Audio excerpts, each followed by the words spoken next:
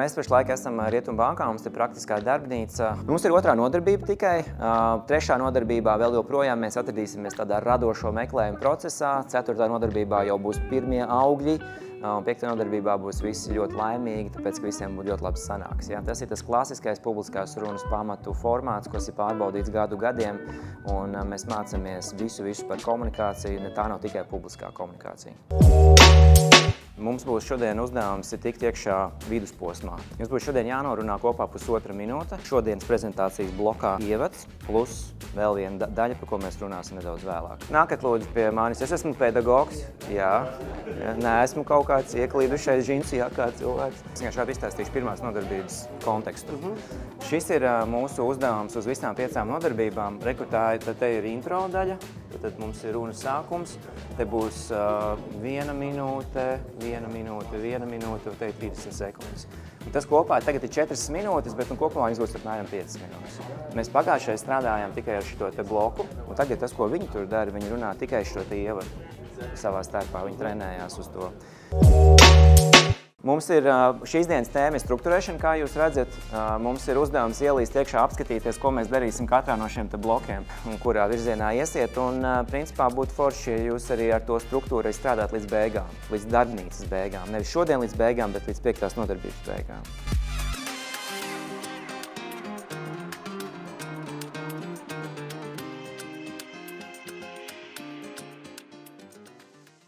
Man kādreiz bija tāda problēma, ka man bija ļoti grūti kādu laiku atpakaļ sasniegt kaut kādu rezultātu darbā. Bet, zin kā, varētu vēl pārtulkot to, es kādreiz nevarēju to cienīgo rezultātu. Ko tas nozīmē reāli? Es gribēju sasniegt, ko tu gribēji sasniegt? Un tagad reāli kaut kādu mērķi. Es kā pārdevējs jauni klienti. Pirms 2 gadiem pie mums griežas klients, kam bija sapnis. Biznesa ideja par jaunu noidu tirgu.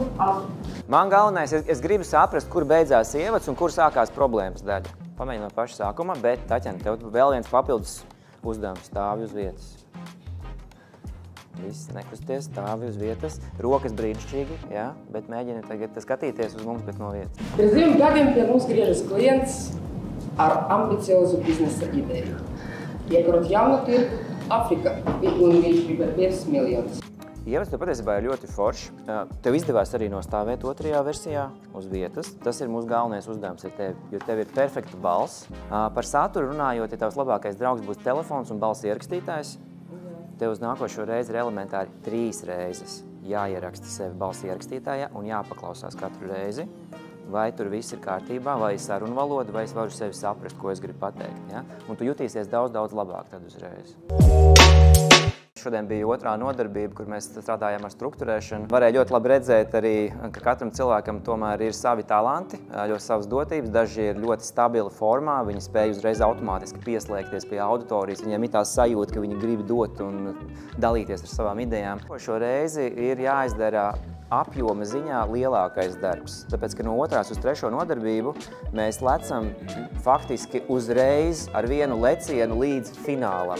Tas nozīmē, ka jūs tagad esat izvēlējušies savas struktūras, jums vajadzētu aizpildīt attiecīgi risinājumu rīcību bloku, bet to dariet mājās. Veiciet labojumus savā saturā, labojiet arī to ievadu. Lūdzu, izmantojiet balss ierakstītāju, izmantojiet savu telefonu. Tas ir tas mehānisms, kas Leonīdam ļoti svarīgs, bet jums arī.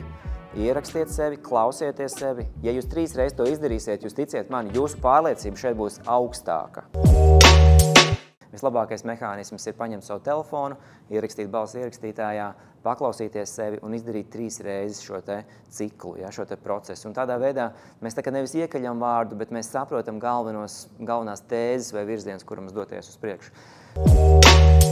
Uzraksta visu runu. Rakstot, tu radoši ceļo tajā savā tēmā, jo tu nevari galvā vienkārši visu izdomāt. Tev atnāk jauni virzieni. Nav te problēma, ka ja tu aizmirsti kādu vārdu. Jā, redzi, bet tu nedrīkst iekalt. Un tas mehānisms ir kāds, tu tagad uzraksti, tev ir kaut kādas 3 lapas, 6 rindkopas. Tu mājās paņem vienu rindkopu, tu zini, ka tev ir galvenā ideja kaut kāda, kas tev ir jāpasaka tajā rindkopā ar balss ierakstītāju sarunu valodā. Izstāsti sev 3 reizes, kas ir galvenā ideja, un tu sapratīsi, ok, es nevaru aizmirst vairāk galveno to tēzi. Citiem atkal nedaudz ar saturu jāpiestrādā, un arī teku beigās mēs tikko runājām ar vienu kungu par to vispār, kā gatavoties. Un, starp citu, tas ir tas fundamentālais iemesls, kāpēc mēs uztraucamies, mēs iekaļam tekstu no galvas. Mums ir pēc būtības jāuzraksta sākumā viss tas materiāls, tāpēc, ka mēs radoši varam atrast vislabākās idejas, un tieši rakstot mēs varamies vaļā. Un pēc tam šī te rakstu pasaule ir jāpārtulko runātā pasaulē. Un 5. nodarbībā būs visi ļoti laimīgi, tāpēc, ka visiem būs ļoti labi sanāks. Ja? Tas ir tas klasiskais publiskās runas pamatu formāts, kas ir pārbaudīts gadu gadiem, un mēs mācāmies visu par komunikāciju, ne tā nav tikai publiskā komunikācija.